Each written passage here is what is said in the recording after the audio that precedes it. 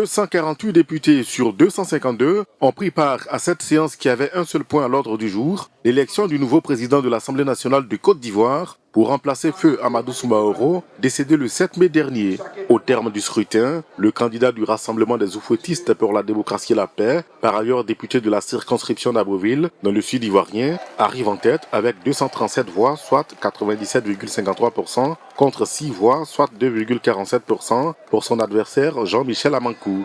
On note également 2 bulletins nuls et 3 blancs. Le nouveau président se dit satisfait pour le choix porté sur sa personne. Notre solidarité, notre engagement pour l'intérêt général ont transcendé nos sensibilités politiques.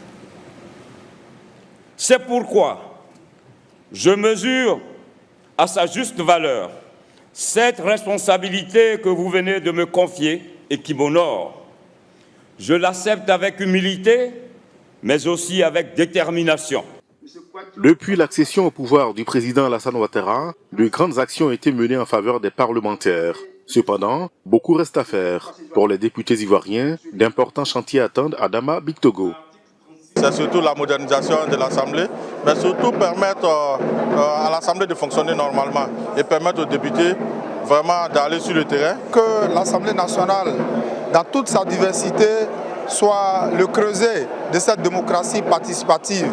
Cette démocratie qui permet à chacun de s'exprimer, mais surtout qui va dans le sens de soutenir les actions du gouvernement. Je suis convaincu qu'il fera de notre institution une institution forte, une institution phare. Et je dis que tous les députés que nous sommes, nous avons le devoir d'accompagner M. Bictogo. Il faut préciser que le nouveau président de l'Assemblée nationale de Côte d'Ivoire a bénéficié du soutien des groupes parlementaires des principaux partis de l'opposition ivoirienne. Ils ont appelé à voter massivement pour le candidat du parti au pouvoir.